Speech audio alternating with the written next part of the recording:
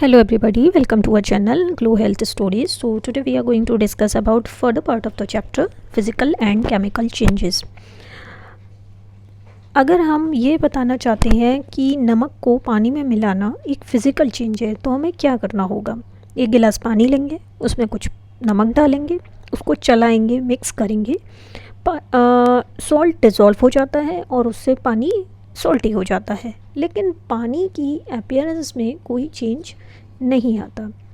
अब इससे ये पता चलता है कि सॉल्ट की अपनी प्रॉपर्टीज़ और कॉम्पोजिशन वो खुद को रिटेन कर पाता है।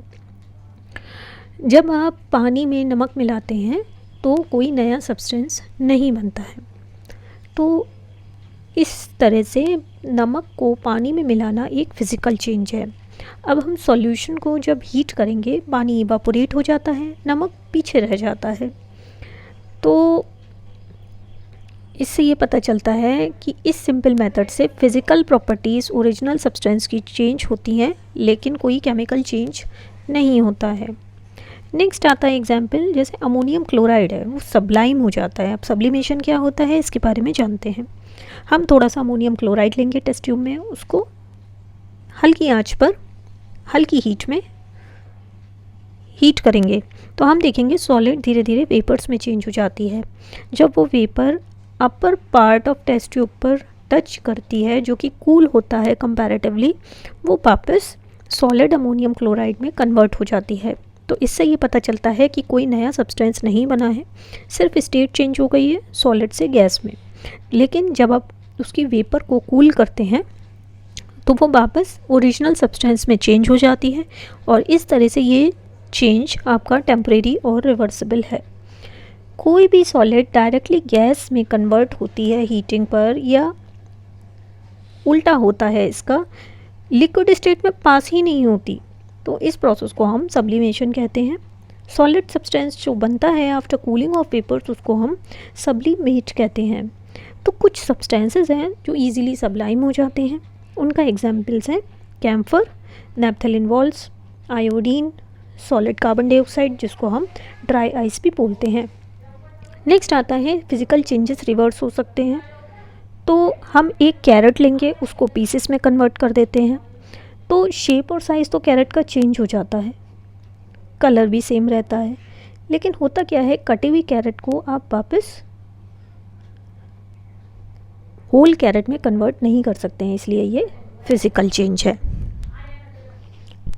तो ऐसे में क्या होता है कि फ़िज़िकल चेंज से सिर्फ फिज़िकल फॉर्म ऑफ सब्सटेंस ही चेंज होता है, फाइनल प्रोडक्ट की प्रॉपर्टीज़ आइडेंटिकल रहती हैं to the properties of original substance.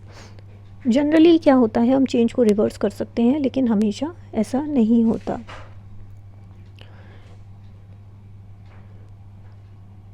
बाकी ये फिज़िकल चेंजेस के कुछ एग्जांपल्स हम देखते हैं। Glowing of an electric bulb, जब इलेक्ट्रिक करंट आप फिलामेंट में पास करते हैं बल्ब के, तो वो ग्लो करना स्टार्ट कर देता है, लाइट निकालता है, और जब हम बल्ब को स्विच ऑफ कर देते हैं, करंट फ्लो करना बंद कर देता है और बल्ब भी ग्लो करना बंद कर देता है, वापस अपनी पुरानी कंडीशन में आ जाता है। इसको हम फिज़िकल चेंज कहते हैं।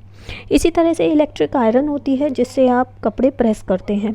तो ठंडी अगर इलेक्ट्रिक आयरन है, तो जब आप उसमें करंट पास करते हैं वो गर्म हो जाती है, जिससे आप कपड़े प्रेस करते हैं।